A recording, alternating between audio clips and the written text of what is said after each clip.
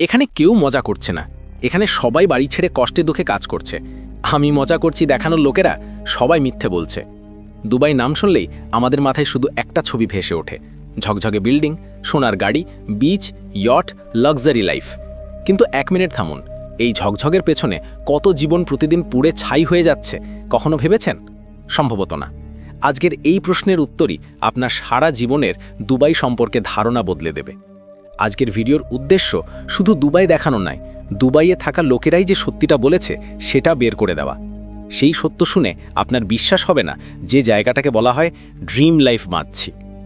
একটা দৃশ্য কল্পনা করুন, আপনি কোনো মলে ঘুরছেন, সামনে ঝকঝকে কাঁচের বিল্ডিং, সোনার দোকানের আলো, কিন্তু সেই বিল্ডিংয়ের পেছনেই 50 ডিগ্রি গরমে একজন ভারতীয় শ্রমিক হাঁটু পর্যন্ত বালির মধ্যে ইট তুলছে। একদিকে ইনস্টাগ্রামের ঝকঝকে, অন্যদিকে নিঃশব্দে পুড়ে যাওয়া জীবন। এই পার্থক্যই দুটো জগতের সংঘর্ষের জায়গা। এটাই এই ভিডিওর সবচেয়ে বড় সত্য। যদি আপনি ভাবেন দুবাই মানেই শুধু মজা, তাহলে এই ভিডিও সেই ধারণা চুরমার করে দেবে। কারণ আপনি যা জানতে চলেছেন তা শুধু অবাক করবে না, হয়তো ভাবতে বাধ্য করবে কেন প্রতি বছর লক্ষ লক্ষ ভারতীয় সেখানে যায়। তাদের মধ্যে হাজার হাজার কেন আর ফিরে আসতে পারে না। চলুন শুরু করি দুবাইয়ের সেই সত্য যে মুখ দেখতে গোটা বিশ্ব ভয় পায়। তাড়াতাড়ি কমেন্টে বলুন আমার গলা আপনার কেমন লাগলো। এই গলা আপনি প্রথমবার শুনছেন নাকি আগেও শুনেছেন? আর যদি না করে থাকেন তাহলে চ্যানেল সাবস্ক্রাইব করে নিন, যাতে নতুন ভিডিও আগে আগে আপনার কাছে পৌঁছায়। ভিডিও লাইক করে আপনার ভালোবাসা দেখান, কারণ আপনার লাইকই আমাদের সত্য বলার সাহস দেয়। চলুন ভিডিওতে এগোই। দুবাই নাম শুনলেই আপনার মনে কি আসে? বুর্জ খালিফার মতো আকাশ ছোঁয়া বিল্ডিং, সোনায় ভর্তি দোকানের ঝকঝকে, রাস্তায় ছুটি তলা গোল্ডেন রোলস রয়েস, সমুদ্রের পাশে অপূর্ব লাক্সারি জীবন। একটা শহর যেন স্বপ্নের থেকেও এগিয়ে। এখানে সবকিছু পারফেক্ট মনে হয়, ঝকঝকে, উজ্জ্বল, সবাইকে আকর্ষণ করে এমন ছবি। তাই প্রতি বছর লক্ষ লক্ষ লোক এই শহর দেখতে আসে, কেউ ক্যামেরায় বন্দি করতে, কেউ জীবন গড়তে। কিন্তু একবার ভেবে দেখুন, এটাই কি পুরো ছবি? ইনস্টাগ্রামে যা দেখেন সেটাই কি দুবাইয়ের আসল পরিচয়? কখনো কি সেই আলোর পিছনের অন্ধকার জানার চেষ্টা করেছেন? যারা এই আলো তৈরি করেছে তাদের গল্প কখনো শুনেছেন? তারা দুবাইয়ের ভিত্তি তৈরি করেছে, কিন্তু কখনো সেই আলোর অংশ হতে পারেনি। সত্যি হলো, প্রতিটি আলোর পেছনে একটা ছায়া থাকে, প্রতিটি ঝকঝকের নিচে কারো ঘাম, জোর করে কাজ, ত্যাগ লুকিয়ে থাকে। এই ভিডিওতে আমরা আপনাদের দেখাতে চলেছি দুবাইয়ের ছবি থেকে কেটে ফেলা মুখটা, হাইওয়ের আলোয় নয়, শ্রমিকের ধুলোয় বেড়ে ওঠা জীবন। চলুন সেই দরজা খুলি যেখানে স্বপ্ন বিক্রি হয়, সত্য প্রায়শই শোনা যায় না। আজকের দুবাই দেখলে মনে হয় এই শহর যেন চিরকাল এমনই ছিল।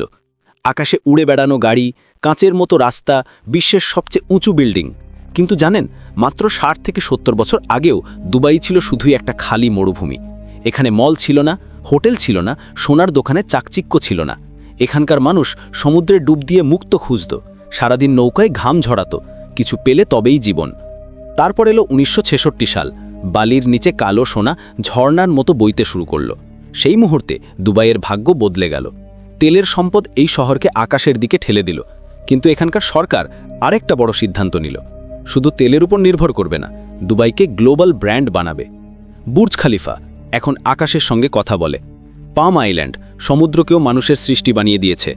দুবাই মল একদিন নয়, এক সপ্তাহেও শেষ হয় না। এগুলো শুধু বিল্ডিং নয়, দুবাই শুধু দালি নয়, স্বপ্নেরও ভিত্তি হতে পারে। এটা বিশ্বকে দেখানোর শোপিস। কিন্তু যে কোনো শহর এত তাড়াতাড়ি উপরে উঠলে কোথাও নিচে কিছু একটা চাপা পড়ে যায়। এই সম্পদের দৌড়ে অনেকে পিছিয়ে পড়েছে, যারা এই স্বপ্ন বানিয়েছে কিন্তু তাদের স্বপ্ন কখনো পূরণ হয়নি। এখান থেকেই শুরু হয় দুবাইয়ের আসল গল্প। গাইড বইয়ে নেই, ইনস্টাগ্রামে আপনি যে দুবাই প্রতিদিন দেখেন সেটা একটা আর্ট গ্যালারির মতো লাগে। অসাধারণ আর্কিটেকচার, ঝকঝকে বিল্ডিং, প্রতি কোণে পারফেকশন। কিন্তু এই সৌন্দর্য তৈরি করা হাতগুলো কাল কখনো ভেবেছেন? সেই হাতগুলো ভারত, বাংলাদেশ, নেপালের মতো দেশ থেকে এসেছে। তারা বালির মধ্যে জীবনের ইট বসায়, বুর্জ খালিফাকে আকাশে তুলেছে, কিন্তু নিজে তার লিফটে ওঠেনি। সকাল 6টায় উঠে 50 ডিগ্রি ছাড়িয়ে যাওয়া গরমে 10-12 ঘন্টা ঘাম ঝরায়। বিশ্রাম বলে কিছু নেই। শিফট শেষে শরীর আর সাড়া দেয় না। আবার কালকে একই রুটিন। প্রতিদান মাসে 800 থেকে 1000 দিরহাম, প্রায় 18,000 থেকে 22,000 টাকা। এই টাকায় তারাও কোনো মতে বাঁচে। বাড়িতে পাঠানো আশ্চর্যের মতো। আপনাকে অবাক করবে, অনেক কোম্পানি পাসপোর্ট কেড়ে নেয়, পালালে ফিরে আসা কঠিন। অর্থাৎ এখন সে একটা খোলা জেলে আছে, পালানোর অনুমতি নেই, গলা তোলার সাহস নেই। এই পদ্ধতিকেই বলে কাফালা সিস্টেম। একজন শ্রমিক তার মালিকের অনুমতি ছাড়া চাকরি বদলাতে পারে না, দেশ ছাড়তে পারে না। কল্পনা করুন, পরিবারের স্বপ্ন নিয়ে বেরোনো মানুষ এখন শুধুই একটা যন্ত্র হয়ে গেছে। তার জীবন ইট, সিমেন্ট, সিঁড়িতে মিশে গেছে। এটাই সেই লুকোনো দুবাই, যা ক্যামেরার ফ্রেমে আসে না, ট্যুরিস্ট দেখে না, ভ্লগার দেখায় না, কিন্তু আছে প্রতিটি ঝকঝকে ইটের নিচে একটা অজানা গল্প হয়ে। এখন একটা ঘর কল্পনা করুন, জানালা নেই, হাওয়া আসে না, দেওয়াল এত কাছে যে প্রতি শ্বাস অন্যের গায়ে লাগে। 8 থেকে 10 জন শ্রমিক একসঙ্গে থাকে, একটা ফ্যান, একটা বাথরুম, একটা ছোট্ট কোণ, ওটাকেই নিজের বলে। এখানে গোপনীয়তা নেই, শান্তি নেই, শুধু সারাদিনের ক্লান্তি, রাতের নিস্তব্ধতা। ঘুমও পর হয়ে যায়। তাদের মধ্যে একজন রবি, উত্তরপ্রদেশ থেকে আসা 34 বছরের সাধারণ মানুষ। 5 বছর ধরে দুবাইয়ে কাজ করছে। প্রতি মাসে কোনো মতে 6-7 হাজার টাকা বাড়িতে পাঠায়। তার স্ত্রী বলে, মেয়ে প্রতিদিন জিজ্ঞেস করে বাবা কবে আসবে, কিন্তু রবিরও জানা নেই কবে ফিরবে। বেতন থেকে টিকিট হয়নি, ছুটি হয়নি। প্রতি রাতে মেঝেতে পাতলা মাদুরে শুয়ে মোবাইলে মেয়ের পুরনো ভিডিও চালায়। ভিডিওতে সে হাসছে, কিন্তু রবির চোখ ভরে যায়। শ্বাস নিতেও কষ্ট হয় এমন ছোট ঘরেই রবির মতো হাজার হাজার লোক তাদের অসম্পূর্ণ স্বপ্ন বাঁচিয়ে রাখার চেষ্টা করে। এই ঘর শুধু জায়গা নয়, এটা একটা বন্ধ জগৎ। এখানে তারা বেঁচে আছে বলে মনে হয় না, শুধু জীবন কাটাচ্ছে। দুবাই গেলে গ্রামে একটা স্বপ্ন জাগে। মা ভাবে এবার ছেলে এসি ঘর বানাবে, স্ত্রী ভাবে এবার জীবন সুখে চলবে, বাচ্চারা ভাবে বাবা এবার প্রতিদিন চকলেট পাঠাবে। কিন্তু দুবাইয়ের সত্য আলাদা। হাসতে হাসতে ছবি পাঠানো লোকটা ভিতরে শূন্য। ভিডিও কলে হাসি দেখায়, কিন্তু তার ঘরে অন্ধকার ভর্তি। প্রতি মাসে বাড়িতে টাকা পাঠানোই তার প্রথম দায়িত্ব, কিন্তু নিজে খাওয়ার টাকা না থাকলে কি পাঠাবে? তার উপর ঋণ, এজেন্টের টাকা, টিকিটের খরচ, খাওয়ার খরচ, সব মিলিয়ে জীবন বোঝা হয়ে যায়। কাজে ভুল হলে গালাগালি, অসুস্থ হলেও ওষুধ নেই, কারো সঙ্গে বলতেও পারে না, অভিযোগ করলে চাকরি চলে যাবে।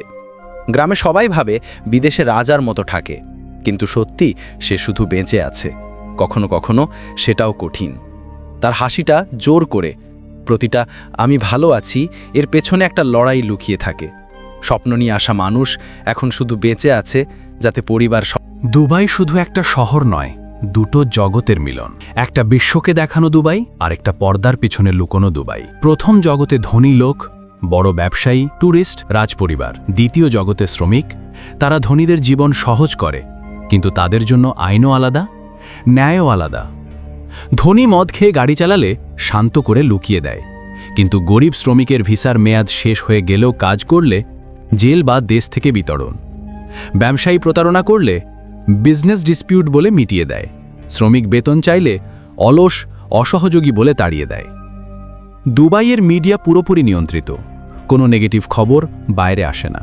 কেউ মারা গেলে, শোষণ হলে ফাইল বন্ধ। কারণ সত্য যত ভয়ঙ্কর, তাকে লুকোনোর ব্যবস্থা তত শক্তিশালী। এখানে টাকাই সবচেয়ে বড় শক্তি। টাকা থাকলে গলা শোনা যায়, না থাকলে চিৎকারও দেওয়ালে পড়ে থাকে। এটাই দুটো দুবাইয়ের গল্প। একটা ক্যামেরায় ধরা পড়ে, আরেকটা শুধু চোখের জলে মিশে যায়। একই শহরে দুজন মানুষের জন্য দুটো আলাদা ন্যায় থাকলে সেই শহরকে সত্যিই উন্নত শহর বলা যায়, নাকি সেটা শুধুই একটা বড় মায়া যেখানে ন্যায় বিক্রি হয়, নীরবতা কেনা হয়? দিনের দুবাই বিশ্বকে চোখ ধাজিয়ে দেয়। সূর্য ডুবলেই আরেক দুবাই জেগে ওঠে। ক্যামেরা থেকে লুকোনো দুবাই। সেখানে উদ্দেশ্য বিক্রি হয়, সম্মানের নামে চুক্তি হয়। প্রতি বছর আফ্রিকা, এশিয়া, পূর্ব ইউরোপ থেকে শত শত মহিলাকে মডেলিং, হোটেলের চাকরি, প্রমোশনের নামে ডাকা হয়। আসল সত্য, তাদের জোর করে একটা ফাঁদে ফেলা হয়। সেখান থেকে বেরোনোর পথ নেই, সাহায্য চাওয়ার সাহস নেই। কেউ সাহস করে পুলিশের কাছে গেলেও উল্টে তাদের ওপরেই মামলা দিয়ে জেলে ভরা হয় বা বিচার ছাড়াই দেশ থেকে তাড়িয়ে দেওয়া হয়। কারণ দুবাইয়ের ইমেজ আদর্শ ইসলামিক শহর। এখানে দুর্নামের জায়গা নেই। সত্য যত কঠিনই হোক, তাকে দমন করাই নীতি। ওই মহিলাদের চিৎকার কোথাও রেকর্ড হয় না। তাদের চোখের জল সেই ঝকঝকে গলির কোণে শুকিয়ে যায়। এটাই দুবাইয়ের সেই মুখ, দামি আলোয় নয়, অন্ধকার চুক্তিতে বাস করে। আপনারাও নিশ্চয় ইনস্টাগ্রামে দেখেছেন দুবাইয়ের ঝলক ভর্তি রিল, গোল্ডেন গাড়ি, private yacht, beach party, luxury dinner. প্রতি ফ্রেমে মনে হয় জীবন এখানেই পারফেক্ট। কিন্তু জানেন, এই ইনস্টাগ্রাম দুবাই শুধু 10% লোকের সত্য। বাকি 90% দুবাই কখনো ক্যামেরায় আসে না। সেখানে ইয়ট নেই, শুধু ইয়ার্ড আছে। পার্টি নেই, ঘাম আছে। হাসি নেই, ক্লান্তি আছে। কল্পনা করুন, একজন বিদেশি ইনফ্লুয়েন্সার বার্গার খেতে খেতে লিখছে, লিভিং মাই বেস্ট লাইফ। সেই ছবির পেছনে একজন ভারতীয় শ্রমিক দাঁড়িয়ে, যে সেই বার্গারের দামও দিতে পারবে না। এখানে প্রতিটি ঝকঝকে মুখের পেছনে কোনো ক্লান্ত মানুষের কষ্ট আছে। দুবাইয়ের গলিতে রিল বানানো হয়, কিন্তু সত্য কখনো রেকর্ড হয় না। কারণ সত্য সুন্দর দেখায় না, বিক্রি হয় না। সত্য শুধু অনুভূত হয়, প্রায় কেউ দেখতে পায় না।